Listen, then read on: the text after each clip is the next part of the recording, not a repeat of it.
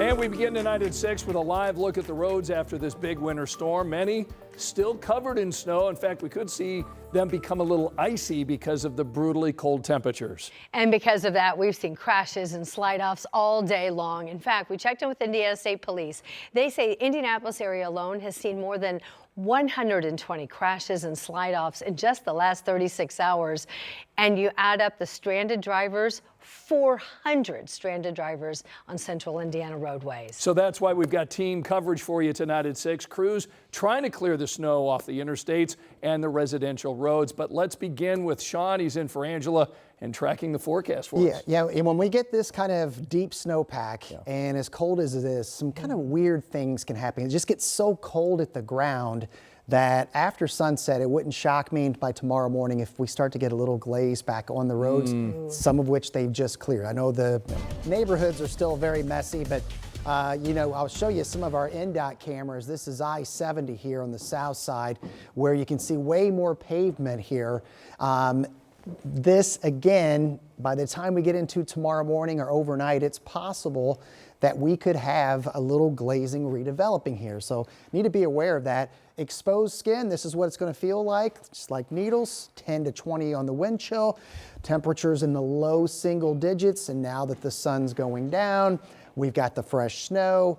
Before midnight, just about everybody's going to be below zero here. So temperatures are going to crash hard. It doesn't look like nothing but low or cloud cover. Not a lot of blue showing up here. This is going to be clouds near the ground. So this stuff could be freezing on contact early tomorrow morning. And we keep it way below average well into the weekend coming up in the 7-day forecast. All right, Sean, thank you so much. We have seen some counties in central Indiana downgrade from travel warnings to watches. But still, when you look at this map at this hour, you still see there's plenty of red. That means only emergency workers should be out on the roadways, and you can see Marion county's in that. And that's probably fine for most people as we are waiting for the road crews to clear away the snow. Indy's snow response plan got a lot of criticism last year for failing to tackle residential roads. But there's a new plan in place. So we wondered today, is it all working? Yes, so to get some answers, we sent our Jenna out to Broad Ripple to find out. Jenna, what'd you find? Well, so I have two different answers for you guys. We've got two very different realities in the Broad Ripple area when it comes to the snow response. Some are waking up pleasantly surprised. Others, like where I am right now, just feel this is another case of deja vu. Did Miss Jones say anything? Yeah, you put food color in there. There are two ways to spend a snow day. The kid way, engineering your own igloo. I almost put on my own. Start your grunting now. And the adult way. It is. It's only a few minutes. You know, it's like fighting in the ring or something. You know, 5 minutes and I'm gassed. Mike Celentano knows it's just part of winter. But there's one thing he would change. I probably am going to want to shovel some of the street too. His Broad Ripple neighborhood looks better for snowshoeing than driving. You can fit 4 cars across, yeah. It's one of the wider streets, and it's one of the streets that doesn't get plowed, ironically, so. Gleb Alexiev is well aware of Indy's new policy.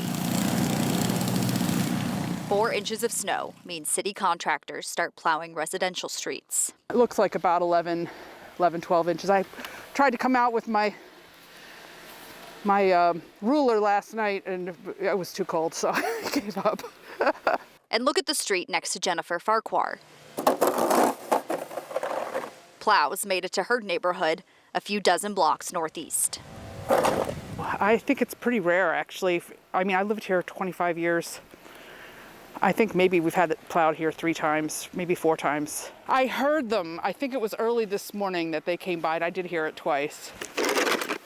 Yeah, that is surprising. I'm happy for them.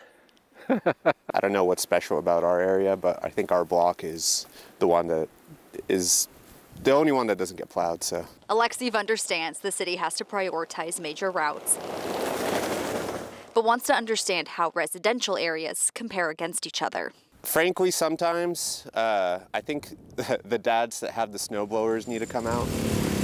For now, neighbors are digging out, left wondering just how many days until spring. And this isn't bad. It could have been this way all winter. So counting my blessings. So look, just to reiterate, neighbors near Dan Wakefield Park, they get it. They get the city has more priority routes to get to. However, one does tell me he hopes that they do get to this area sooner rather than later. They just don't want all this cold weather this week to pack this snow down, get it frozen to the ground. But hey, they're also not going to be surprised if they don't see a plow out here. But this was just one of the areas we were checking out today, looking at the city's snow fighting response. Our Rich Nye, how's the Fountain Square area looking? Yeah, Jenna, get inside, warm up. I'm thankful to be just riding along tonight as we've checked out the streets of Fountain Square throughout the day. And as we have driven around, I have only seen one street that was really truly plowed that you would call a residential street. Now, we're having some technical difficulties, but I'm going to try to turn around my camera here for you. There you go. And you get a look. This is Lexington Avenue. And you can see this is a street that is a little bit wider, but it's got parking on just one side. And you can drive this street, but it's certainly not been plowed, although this section here may have been plowed more recently. Just one block south is Pleasant Street. That's where I found a young married couple digging out their car this afternoon. They live on a street where cars park on both sides of the street, and it's a very, very narrow passage. The snow was pretty high. It's like a lot on the top, and then like you cannot see the wheel. So we're just trying to get all this now like out of the way, so in case we have to drive somewhere. How difficult is getting up and down this road when you've got cars on both sides and then the snow's so high? It's already difficult without the snow, so it doesn't make it any easier.